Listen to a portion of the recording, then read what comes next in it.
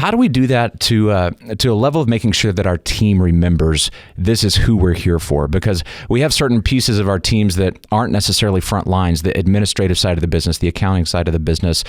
Obviously, sales is out in front. They're interacting with the customers. But how do we make sure our whole team remembers the names, the faces, and the stories?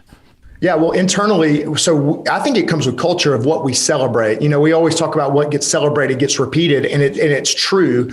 Inside Gravy, we have something called a gravy biscuit in Slack, meaning that when we catch somebody doing something right, or they live out our core values, somebody will call out a gravy biscuit because we're a virtual company. So we don't get to see all of this. And so we throw it up and that's the gravy biscuit. And one of those is around the idea of doing unscalable things for people, because doing unscalable things, like, for instance, if somebody opts out of your email newsletter, literally texting them, getting on the phone and calling them and saying, hey, listen, I just noticed you opted out of my newsletter and I'm just calling you. I don't want you to opt back in. I just want to understand why. And you give me your perspective on it. And then you end up doing that. You stalk them on social media. You see that they like Smoothie King. You send them a Smoothie King gift card.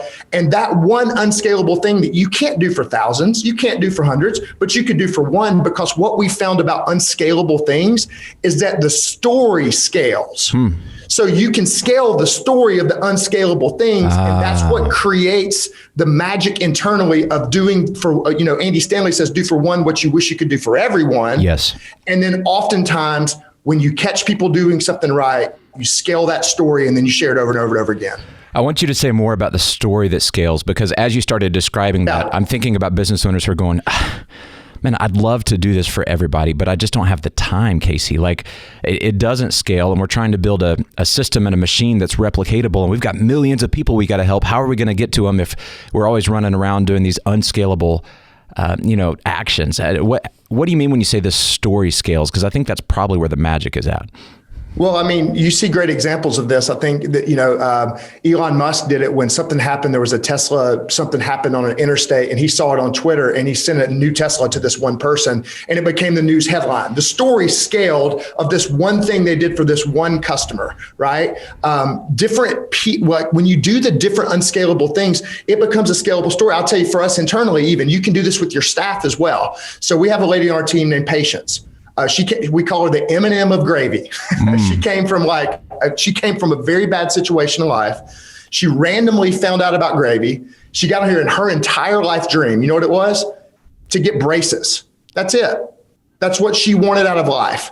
And so what we tell externally now is, because she's gotten here, she got a raise, she's been promoted, and she's bought herself braces, and now she smiles for the first time. And so when we're talking about our culture, we always say, hey, instead of celebrating rounds of financing at Gravy, we celebrate rounds of braces.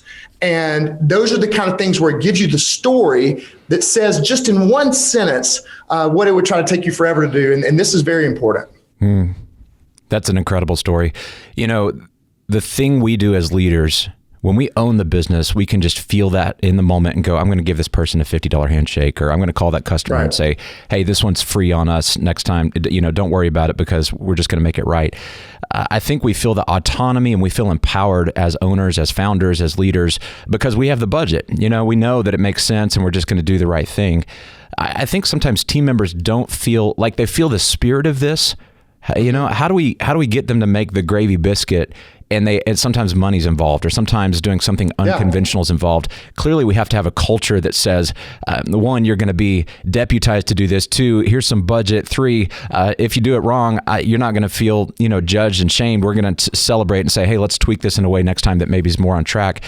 What kind of conversations do you have with your team to set them up to be the hero to the customer? Yeah, I mean, for us, it doesn't have to cost anything, like literally.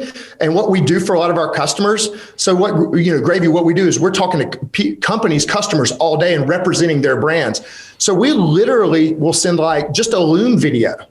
Like a Loom video that's just a personal 60-second video that says their name, like they do at Starbucks. Casey, your order's ready. So you say their name, which is important. You empathize with them of whatever their situation is, and you just make it personal. And that it doesn't take any budget to do that. All it takes is effort and give a crap. And so, making a personalized video, that's one of the things we do. Like, for instance, we call them RDRs. They're basically our SDRs, sales development reps here at Gravy. The relational development reps. We don't send out cold text messages in people's DMs to them to connect with them. We send individual videos to people, and we go to their website and we say specific things about their company and who they are. And it takes more time, but it makes a bigger impact. It's not as scalable because we can't send 10,000 of them, but we send 1,000 that matter and whatever. So I think video is important. I think a text message is huge, very important that you can do for your clients and your customers. And one of the things that we've seen is just celebrating. So what we've done is we've exported the Gravy Biscuit to our clients. And so in their Slack channels, we catch their team doing stuff right. And we take our culture and say, hey, we want to give a Gravy Biscuit. Here's what that is. And we call your team doing something right. And we want to highlight that inside of our client Slack channels as well. And so those are the practical, free, quick examples of why anybody can do that. Yeah, I love it. Here's the bottom line. We know how we want to be treated as a customer, right? Like, you know what you were like. I was at the Perry Lane Hotel in Savannah, Georgia, this past year. And I went down and I was standing in line and I said, my son would like a cookie at the cafe. And the guy said, well, we don't have any cookies anymore. But last time we went, had cookies. And so my son was sad that we didn't have cookies.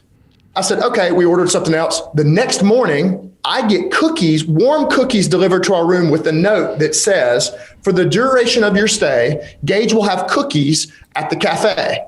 I am now on this podcast telling the story from the Perry Lane Hotel in Savannah, Georgia, because they spent, $10 and wrote a little note and said, here's some cookies. And so my question is, don't think of these big things. What are your cookies? What are your little things? Yeah. What are the little personalized things that can make the big difference? And that's the story that scales.